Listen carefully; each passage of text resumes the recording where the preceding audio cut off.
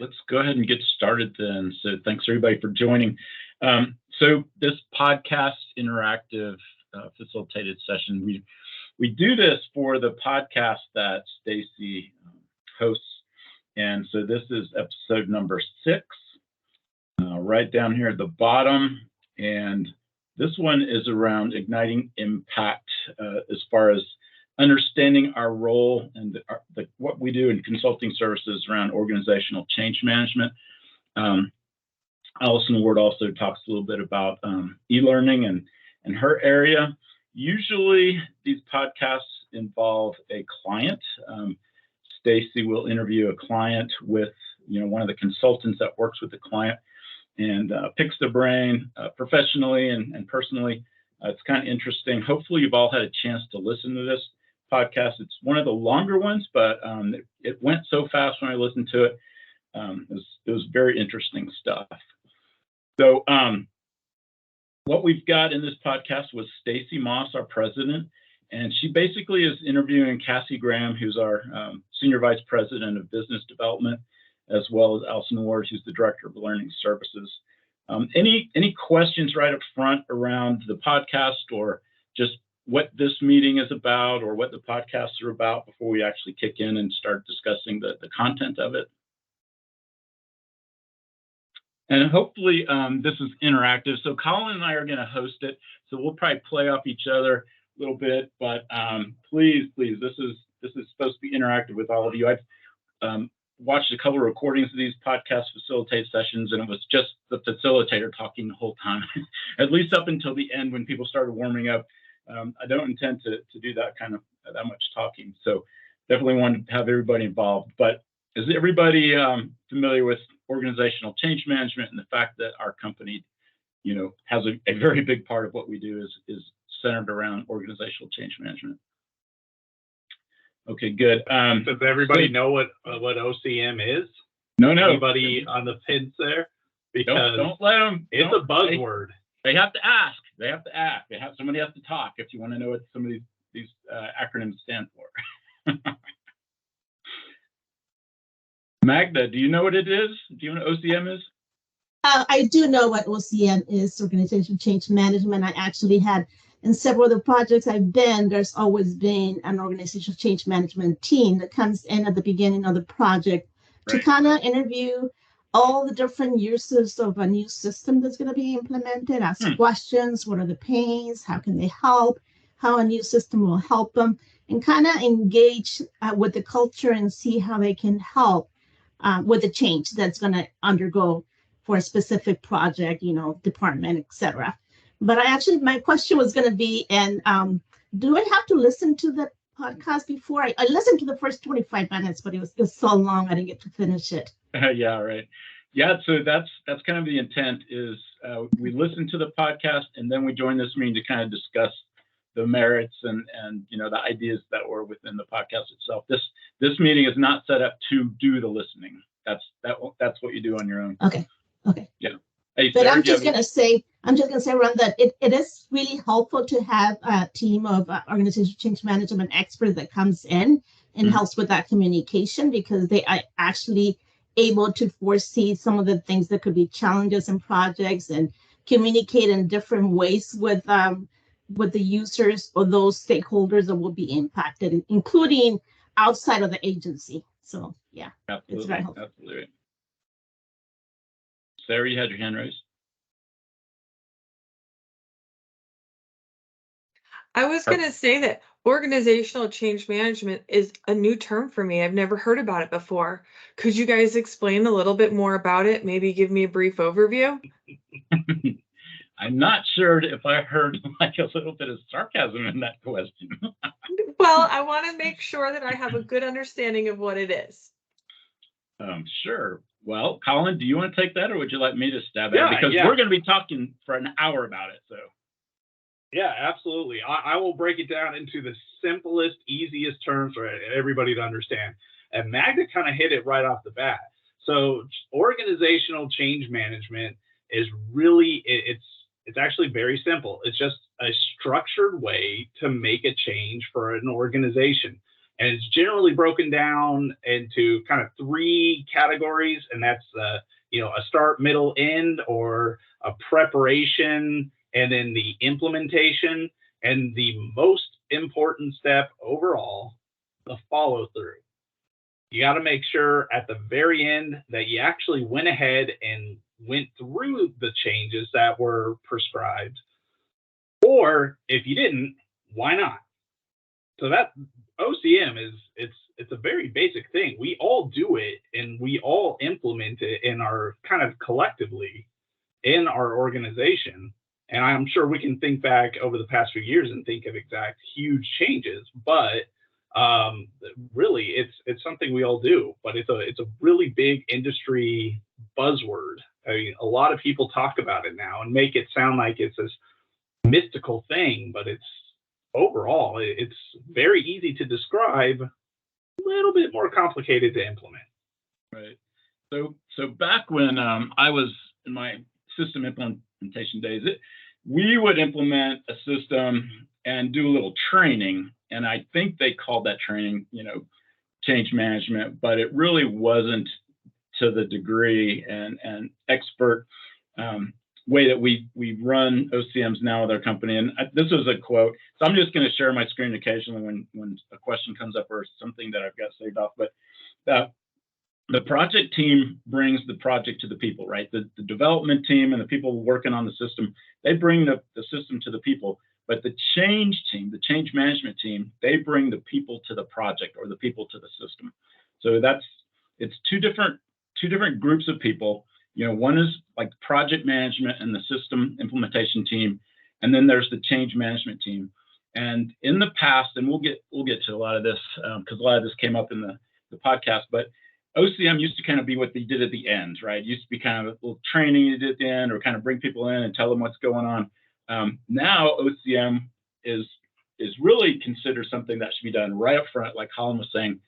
As soon as you start a project, you need to start figuring out what you're going to be communicating to the people in the firm, in the organization, and how they're going to come along step by step as the system is developed, as the system is tested, and make sure everybody's ready day one when that system goes in and goes live. So really that is organizational change management. Do you guys remember what 3 types of people were discussed? There are 3 generalizations on the type of people in an organization when you're going in to do a change. Does anybody recall the 3 types? And you guys please don't think you have to raise your hand unless there's a huge group conversation going on. Let's just free associate and talk.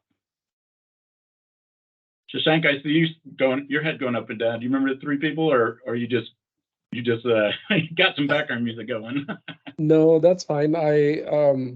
Is it the people who, like the subject matter experts, or the people who are doing the work? The second tier would be the people managers or the mid-level managers. I think you're going down the pro-sci path, but right, I was talking more about the level of acceptance. That there are 3 types. People have fallen into 3 different categories. Got it. Sorry, that? Yeah.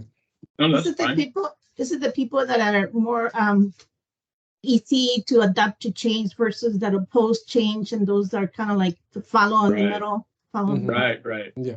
So that's kind of where it's going. I think that was one of the terms that Kathy threw out right up front. Was you have the early adapters, and then you have the people who are just going to wait to the very end, and the late adopters, and then you have everybody else in the middle.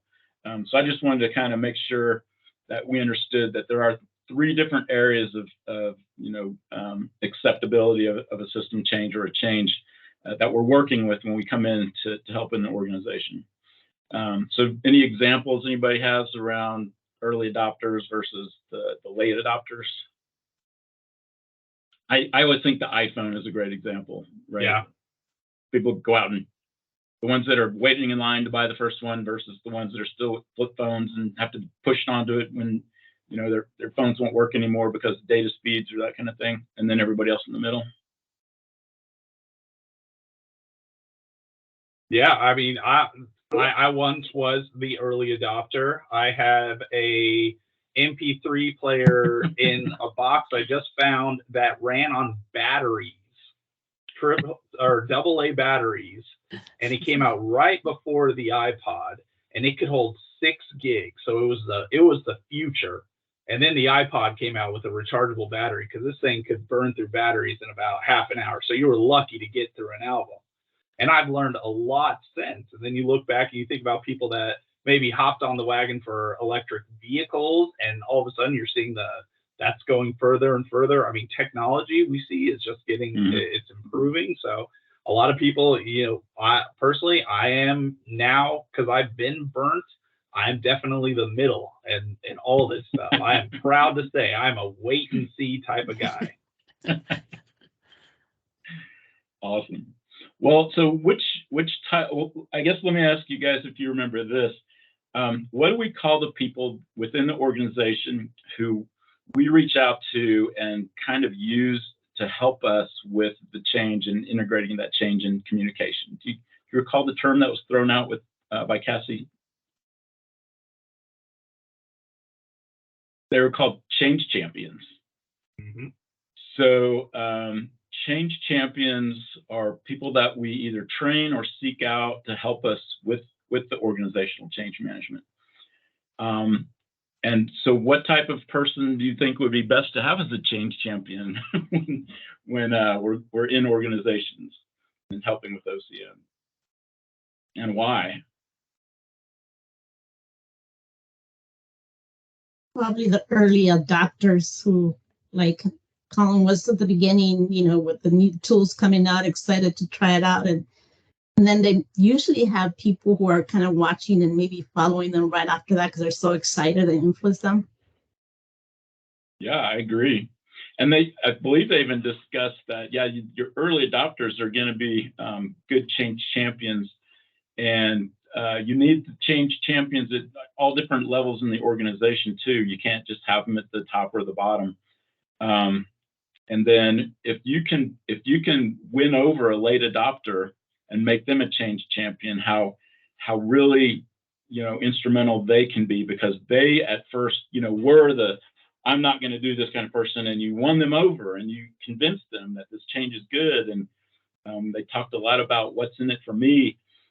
And that person can then go out and explain and help others to, adopt the change. So I think that whole discussion around change champion was really interesting. I think you hit on it there, Ron. One of the biggest components of any change is being able to make a case for it. And you have to document it. You need to have somebody who's, let's face it, a pretty charismatic person that can convey that fear and make you kind of afraid of what you're going to miss out on. So that's a huge component of this. Love that. That's a good strategy there, Colin. You don't know what you're missing, kind of exactly hold the purse strings a little bit. One of the things, so some of us have taken some OCM training. And I think, Shashank, you're going down one route. It sounds like you're probably ProSci certified. Who in the organization is it best to have as the project sponsor for organizational change management? Any guesses on that? Or I'm not even sure if they covered that. Any guesses there? A leader, like an effective leader, somebody who can really get buy-in from people, who can really make decisions and get people moving. Right. Exactly right. Leadership starts at the top. Change management leadership starts at the top, and having that buy-in from the top.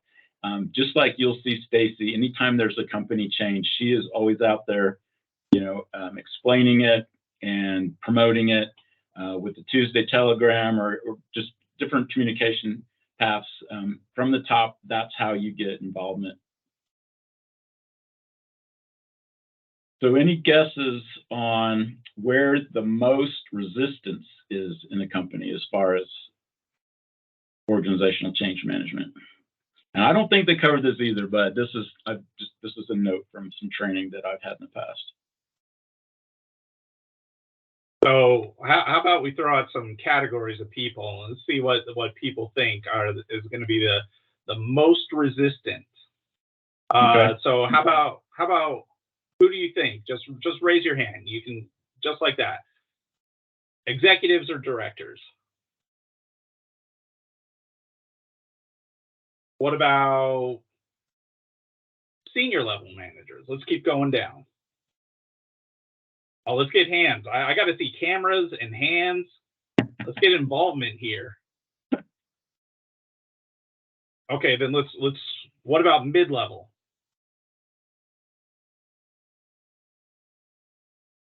Then last but certainly not least, those frontline employees.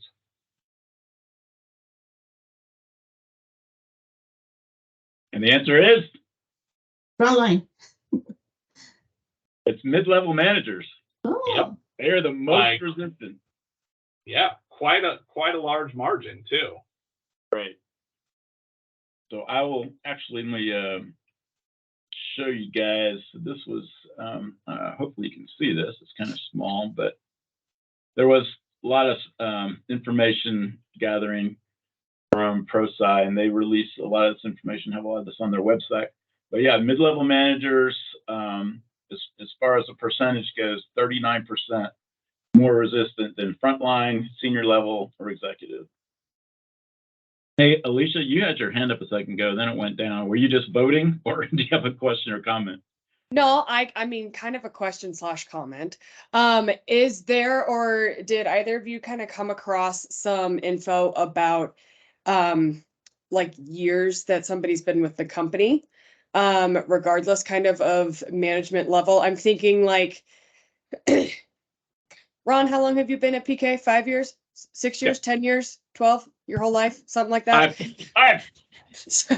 So I'm thinking that if PK suddenly brought in something and drastically changed something, you might have a harder time changing with it than like Haley, who's here a few months.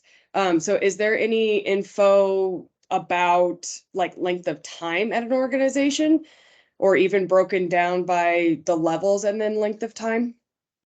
Yeah, I'd love to hear some input there. I do know Allison at one point in the podcast mentioned how you have to approach somebody that's been with an organization 30 years and likes doing what they've been doing for 30 years, and how change is very much, a threat to them, versus the young new person who came in and sees these antiquated processes and can't wait for some change to be implemented. So yeah, that's a great discussion topic. Let's throw that out there and see what you guys think about that. How do you approach that? Any ideas?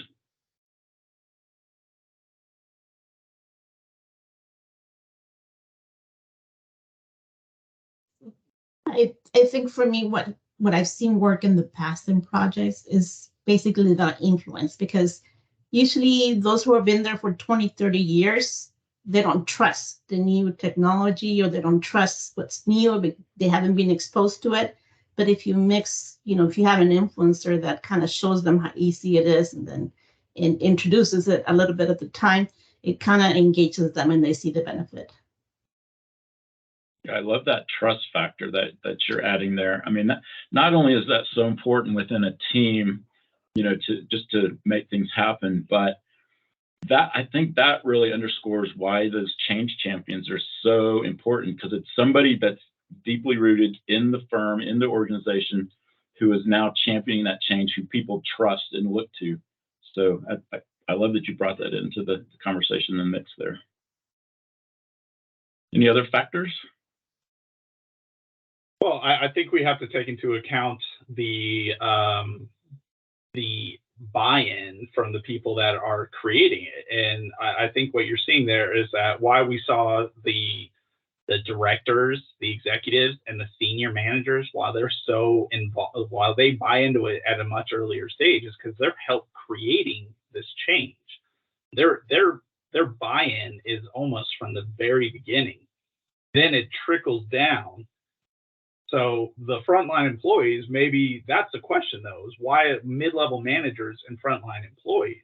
Maybe frontline employees are just hey, you say jump, I say how high. Maybe the mid-level managers had to work and climb up that ladder, and they finally got there, and now everything's changing.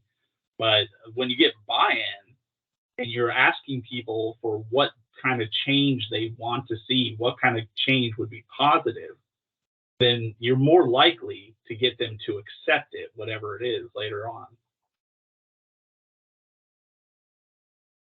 Makes sense. I think that kind of both what Magda and you said, Colin, kind of align with mindset, right? In our Fall Spark, we talked a little bit about mindset and where we are professionally in our mindset. Do we have a growth mindset? Do we have a resistant mindset? Do we have a skeptical mindset? I think the way we set ourselves up in our own mindset, or the way leaders help employees develop a positive mindset, really sets the stage for an individual's ability to change and an organization's ability to change, right? Like, you want to build some resiliency within your organization to accept changes and with less resistance, and you yourself, or at least I myself, want to work at creating a mindset for myself where I can lean in to things more and look for have a positive, more growth set mindset about changes. I mean, that's healthy, and it's so. I think it's difficult. It's personality based in a lot of things. You can just, there's just a comfort level to not having change, right? So it can be difficult to step out and say, yeah, I'm not only am I going to accept the fact that this system is going to come in and change how I do my work, but to actually embrace it.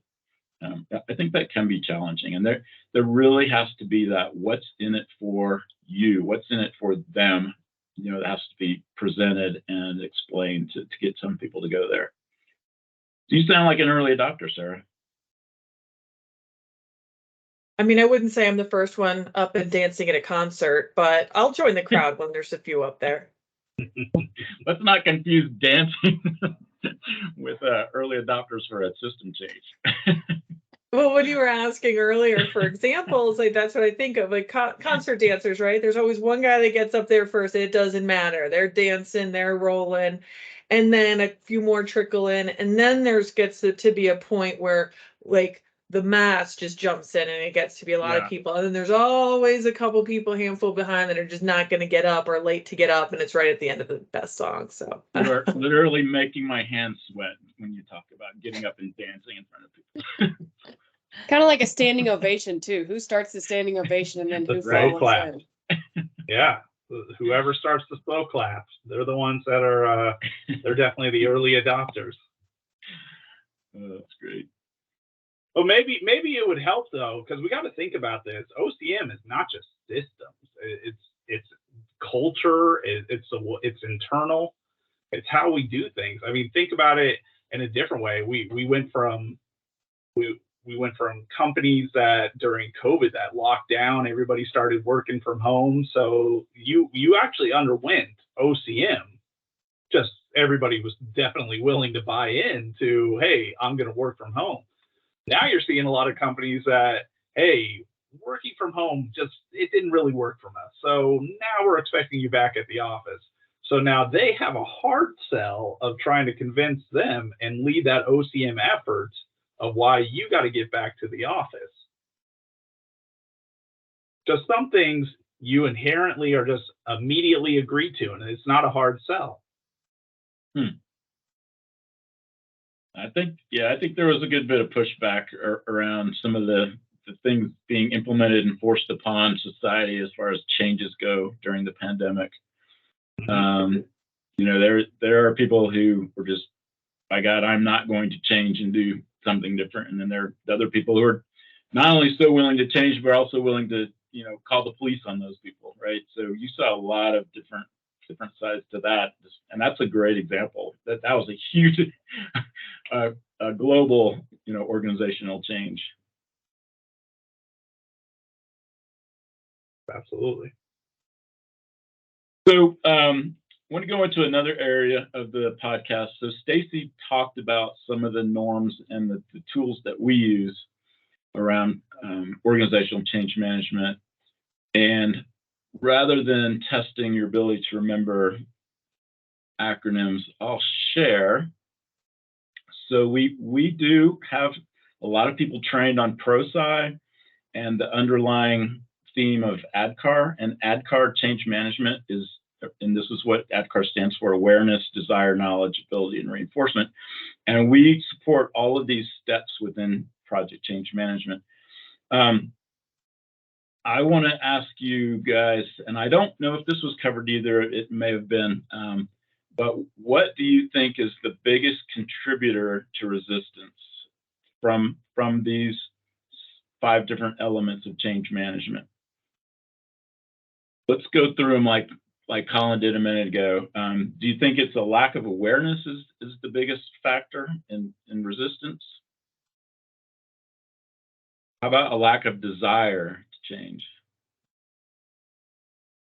Okay, what about a lack of knowledge? And that is just understanding what the change is. How about lack of ability, given the technical ability to make these changes? And then I guess it's a fear that there won't be any reinforcement. Maybe that could be a factor with resistance. But the number one issue that people have with making changes is just the awareness. So this is another ProSci research finding that just the fact that companies don't, or firms don't, or consultants don't do a good job of just informing, just making staff aware of what the change is and why there's a change is what causes the most pushback.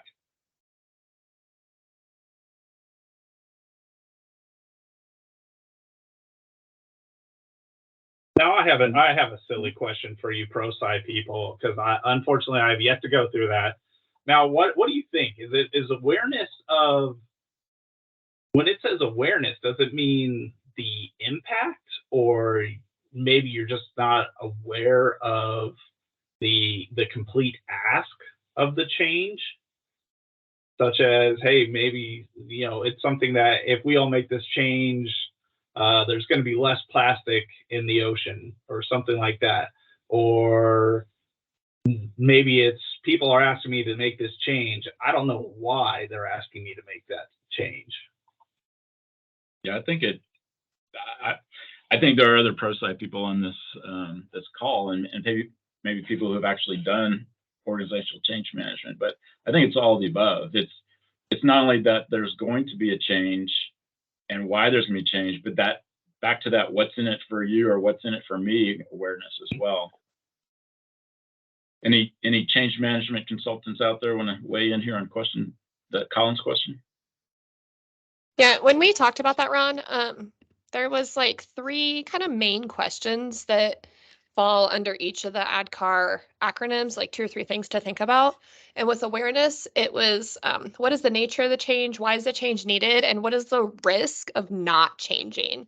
And that's a big part of the awareness too, is understanding, like, if I don't go through this process and move through this change with my organization, like what is the impact to myself, to my colleagues, my team, my firm, etc. Yeah, that's good points. Good points. And sometimes it's a matter of keeping your job, right? If you can't learn and use the new technology, you're going to be kind of yesterday's news and move out of the company, right? Because we've got new things coming up and new things to new tools to use and new ways to do your job, etc. So how do we know if we've implemented change? Does anybody remember from the podcast how that is measured and how we know if we're successful?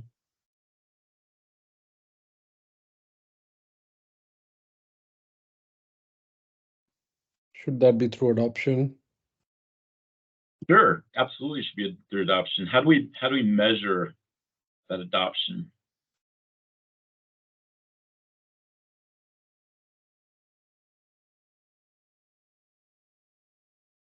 Have any of you taken a peer pod, been in the peer pods that we've done in over the past months? Yeah, I see some heads shaking back and forth and up and down. So if you haven't been with the company long, or you've been out, you might not have been on peer pods, but the way these were kind of, they're kind of like a recorded podcast with video. A lot of them were presentations, but before the peer pod, we took an assessment.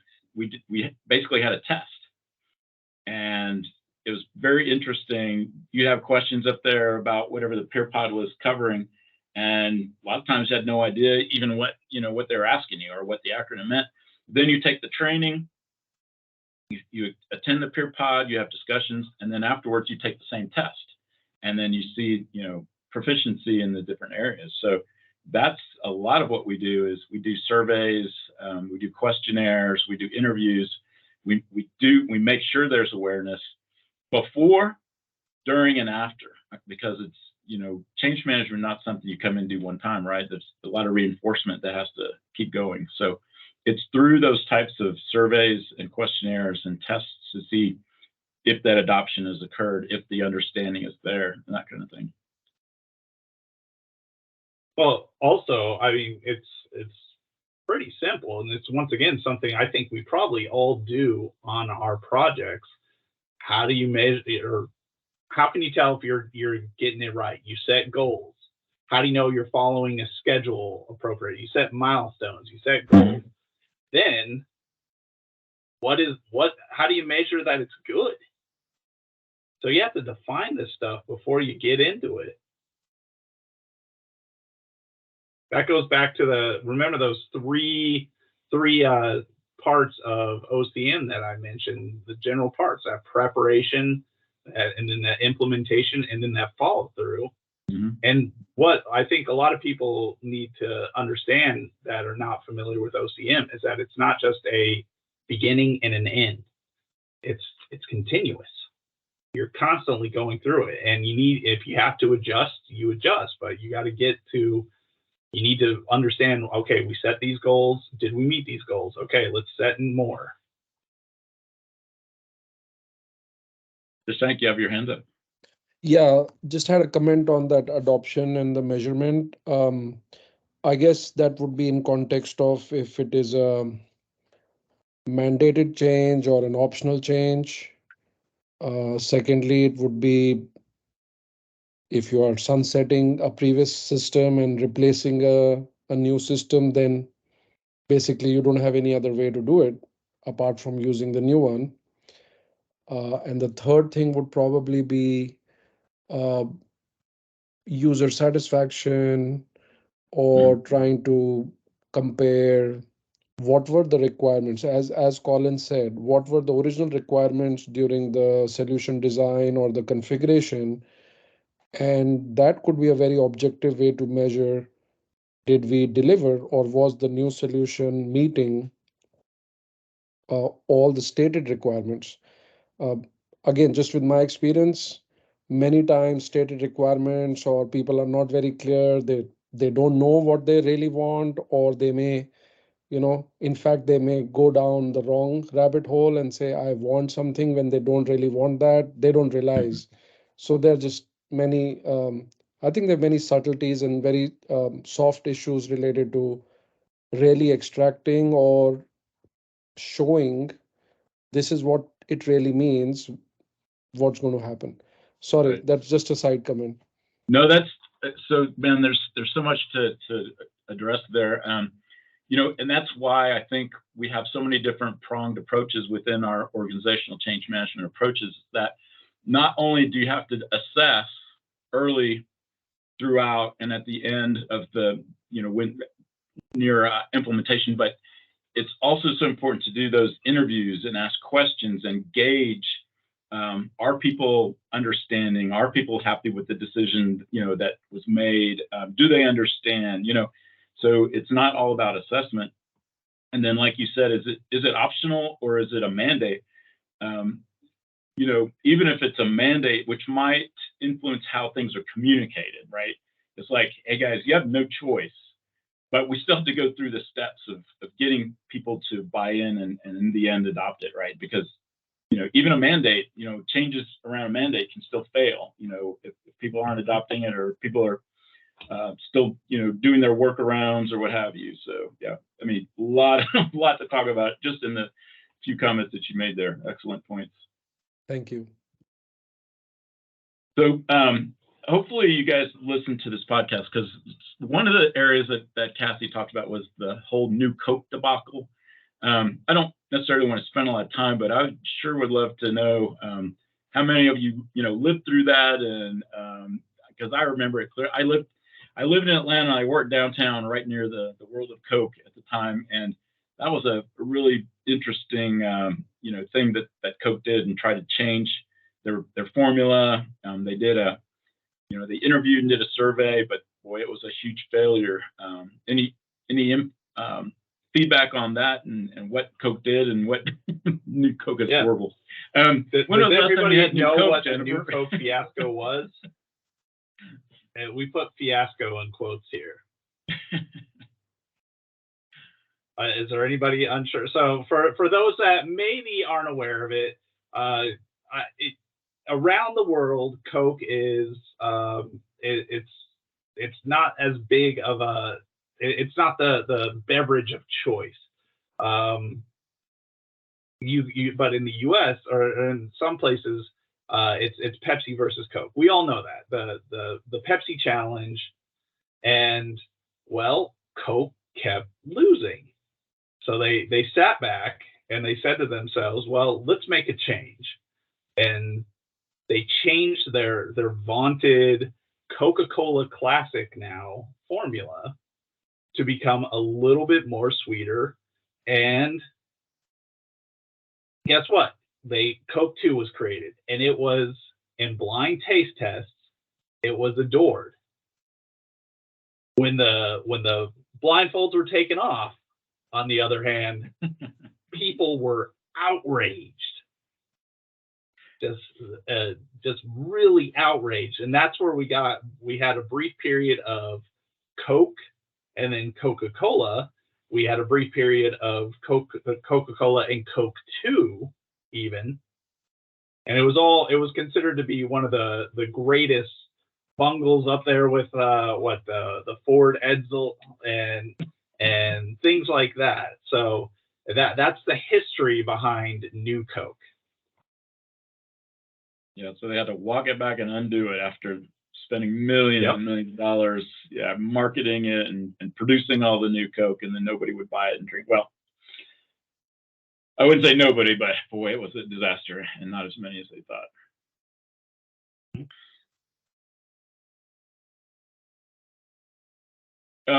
Want to go to another area of the podcast, and that was around reinforcement, which I thought was really interesting. Is it's celebrating successes along the way throughout a change.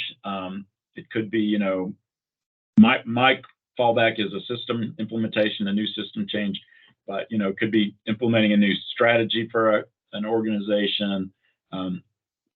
Any way that, you know, Colin mentioned ways that companies change, but it's celebrating those successes and celebrating a change. And I think that is one thing that our company does really well is when we have a change, we discuss it, we plan for it, and then we also celebrate it. You know, we've been through a lot of changes, those of you who've been with the company more than about 3 years, and it's very obvious that our leadership believes in recognizing, you know, a milestone within a change and celebrating that.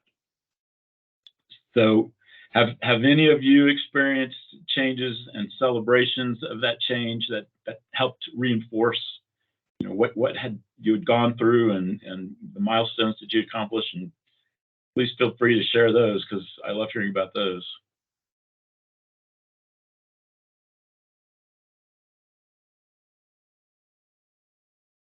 One of my favorites for me personally was deploying an electronic health record system with a super antiquated workforce. So this was a very direct care worker workforce, direct healthcare level. Our literacy rate in our organization was pretty low. Basic skill level, technical skill level was very low, and we were adopting an electronic health record and putting that out, and it was a lot to manage. But I wanted, when the day we went to go live, I wanted to have a little fun for people, like, because they were really anticipating it, worried about it. It was changing everything the way they'd worked for like the past 20 years. All paper, we were still paper based, and this was only a few years ago. And so the day that it went live, the first message that came up when they logged in was, like a welcome message, and it says, "Put down your chisel and granite. Welcome to your new electronic health record system." And it had a picture of like somebody carving something with a hammer and a chisel. That's put down your hammer and your chisel. And we put that picture up. So it was like the first thing that everybody saw when they logged in, this reminder of like how far you've come. You're not doing, you're not working in the ancient way anymore. You're here, and it's the first day they logged in. So I think that like wasn't was just a fun way to say, this is the first day we're doing this. I know people are scared, but let's have a little fun. Right. That's great. Colorado, for those of you on the Colorado project, especially CCM, they love at every big deployment or big phase, they have a party, and everybody signs on, and it's a few hours. Those that can't be on site, you sign on literally at night onto a Teams meeting, and they just celebrate, and they walk through all the accomplishments they made in that time frame. And the first time I joined, I thought this was the most awkward thing. And now I've gone to, I think, 3 of them now. And I see how people you see them relax, and you see that they genuinely do start the next round, even though it starts really quick right after. They really do start with a kind of a refresh mindset. So that extra kudos really enforces the work they're doing. So who hosts or sponsors that? Is it the vendor? Is it the state? Is it? It's been a combination of HICPUF and the vendor, Gainwell. Great. I think that's really smart. A couple of other topics throw out there. Do you remember the lessons learned that Stacey and Allison discussed as far as when we have done organizational change management and we've talked and then kind of done a look back? Does anybody recall the lessons learned that were talked through in the podcast? I've got a few notes, so I'm definitely going to talk through some, but does anybody recall any?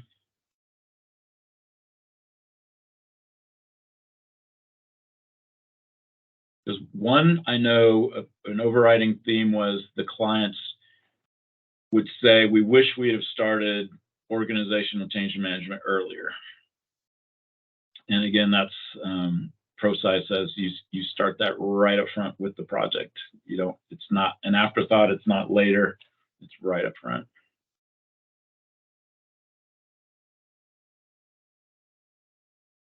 The other one was everybody's voice needs to be heard. And I remember Allison saying something like, don't make a change about me without me, or something similar to that, which I thought was interesting. I'd like to talk more about that, because if you have an organization with 10,000 people, how do you get everybody's voice? And even if you did get everybody's voice, can you satisfy everybody's desires for that? But let's take that topic off and talk through these lessons learned. We also heard that the role of the executive is critical. I think we talked about that at the beginning, that's where it starts. We train the executives, people at the top, and from the top down, it has to be communicated. And that's who your best sponsor is.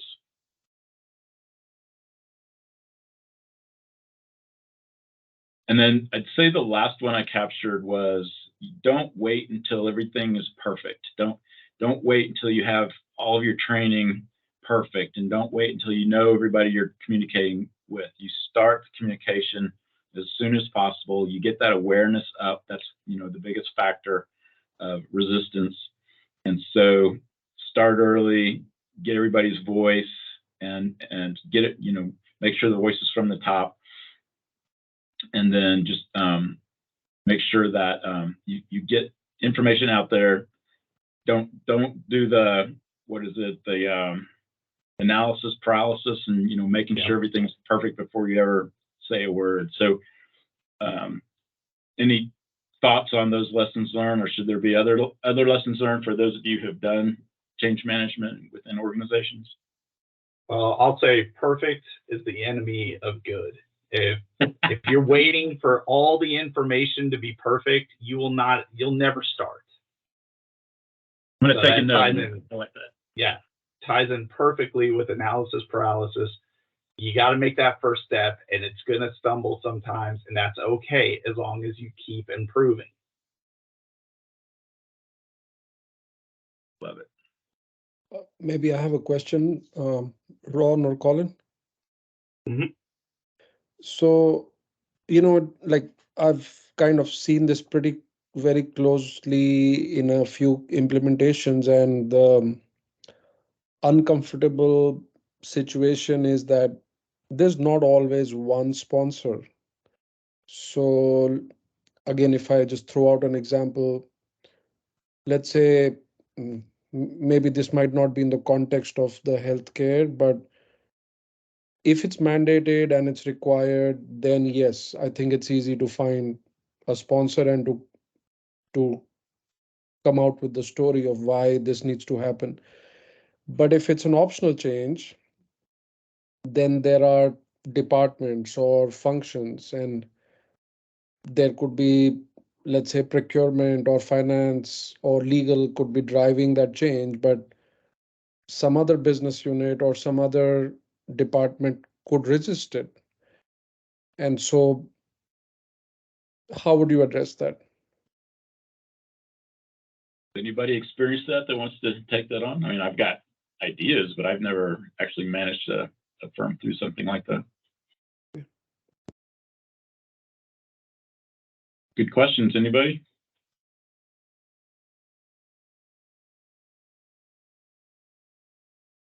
I kind of feel like, shouldn't that be addressed up if you're really applying organizational change management, regardless of whether it's optional or mandated or whatever, if you're following that ADGAR methodology, you've already planned for that. You've already communicated. You've already made sure that because if you can't really go after that change unless you know that you're capable of doing it, right? And so there should have already been those discussions about that and the design of that change should already happened early on in that change management model. At that point, something you're describing, it sounds like that there was a failure of early on design and assessment of the ability to change and the planning that would take place to get it. Exactly, Sarah. That's exactly what I experienced myself.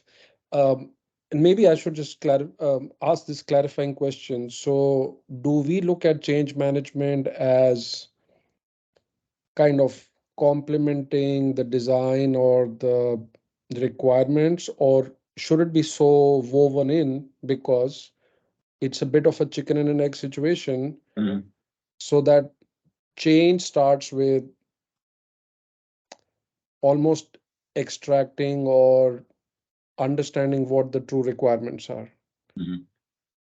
Yeah, so unfortunately, it's both. I mean, because sometimes we're only hired to come in to do and help manage the change that, a company or a state has hired a system vendor to do. Yeah. But also when we're involved in implementing a system or a strategy, we come in and say, and here's our partner, Julie Breedlove. Yeah. We're going to bring in our own company and experts to help with the change that you hired us to do. So it's both, but we don't always have control over, when we come in or when we're sought and brought in to help. Okay. So thank you. I think one of the scariest things whenever we go and start a new project is and this is you've heard of this probably verbatim or very close to, is, well, that's the way it's always been done. And part of what we do is we go in there and we have to change them out of that mindset and help them adopt that this new system is being implemented for a reason. And just because the way it was always been done doesn't mean it's the best way. And that is where OCM comes in. And yeah, sure, there is a physical product being created and delivered, but OCM is that mindset half the time. It's, okay, now you got to be excited to use it. Thank you. Yeah, thank you, Shashank. Love the questions.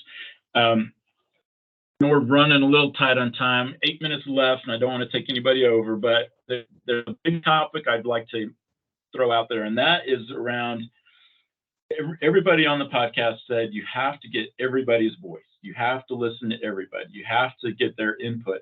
How do you do that in a state organization that's got 1,500 employees, and it's all up and down the an org chart?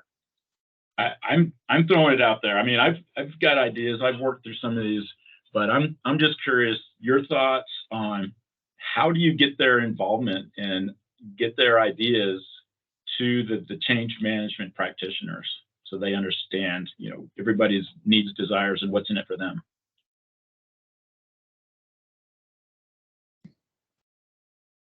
I'll go. Alicia Foos. We had actually an OCM project with the good people of Canada, and it was with the Canadian Union for Public Employees. And how we started it out was we worked with their leadership and asked them, helped create a survey that we sent out to all of the employees across like the entire nation. To kind of get their thoughts and their feelings about change, about what was going to be coming to them, how they were feeling about it. And that was a starting place that we had. And then we went kind of into, I don't want to say breakout groups, but within the different like sections of the company, they identified change leaders. And so then what PK did was we came in and we talked with those change leaders who then could go back to their groups and get them rah-rahed up for the change and to know how it was going to impact them and affect them and stuff like that. So the first thing that I would say would be like forms, surveys that you work with the leadership of the company and then breaking it out to be the cheerleaders for the change leaders so that they can go be the cheerleaders for their own company. So do you have like a leadership or manager or somebody who acts as the conduit or the information gatherer for a group, or do you need to get the input from the individuals? How's that practically done?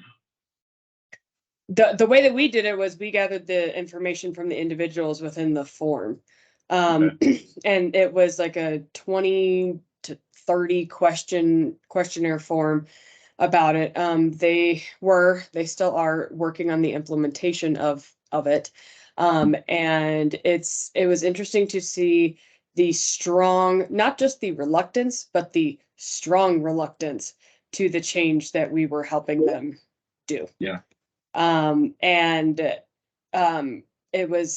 It was not, I don't want to say that it was humorous because that sounds very offensive, but what they are doing is they were implementing SharePoint. So to us, using SharePoint all day, every day, and then seeing the reluctance of SharePoint was kind of like amazing. Yeah. But being able to kind of like see that and really watch the fear that people were having with that and trying to help them walk through it was a very good experience and an enlightening experience. Yeah. So Sarah, I see your text that you should provide a lot of context and expectations about how their input is used. I'm curious to know if the feedback is just all pushback, all negative, how do you use that in affecting a change? And I'm throwing that out to anybody, but yeah, Sarah, if you've got a response to it. Yeah, then that if it's that much negativity, you need to, I mean, you certainly need to go back and reassess. But most likely, I think when folks say get information, get feedback, they just go get a survey. Do you want this? Right. Yeah. I think if you put context in and say, this is what we need from you, right? Like, so there might be a change, right? Colorado vision and strategy. We know that we need employee, especially eligibility workers who are working eligibility directly. We need their input. But sometimes they don't have enough information and context to understand what input we really need to help them be valuable. So it's really about not just asking, how do you feel about this vision, or what do you think, or providing so much open-ended opportunity for them for anybody just to be a naysayer, but to say, what we actually need from you is this vision is going to change the way you do work. You're going to need to change the way you do work to accomplish that. What do you need in order to accomplish that? So by framing the questions in the context, I'm not saying, do you like this? What are your thoughts? Because that's not helpful. That's not going to help us move forward. What is going to help us move forward is that we need to know what they need to do, what resources they need, what mindset they need, what leader support they need in order to make it there. So it's like, just not having open-ended, but creating that context around the kind of information you need. Right. So the input you're getting is around making sure that they have the knowledge and ability, because we're assuming that we've explained the awareness and desire. And I'm going through the ADKAR, but awareness is key. But then and you try to influence desire, but the knowledge and ability is really, what do you need to know to have the knowledge? What do you need for the ability? What training? What tools? And then it's definitely within leadership to do the reinforcement as well. 1 minute, we didn't even get to the hybrid learning styles, but just know that Allison is the director of learning services, and we do hybrid learning services as far as in-person and also e-learning, and it's really a great growth area for our company and for what we do as consultants as well. Listen to the podcast if you haven't. It's a fantastic one, and appreciate all the interactions today, and you guys have a good rest of your day. Thanks for joining.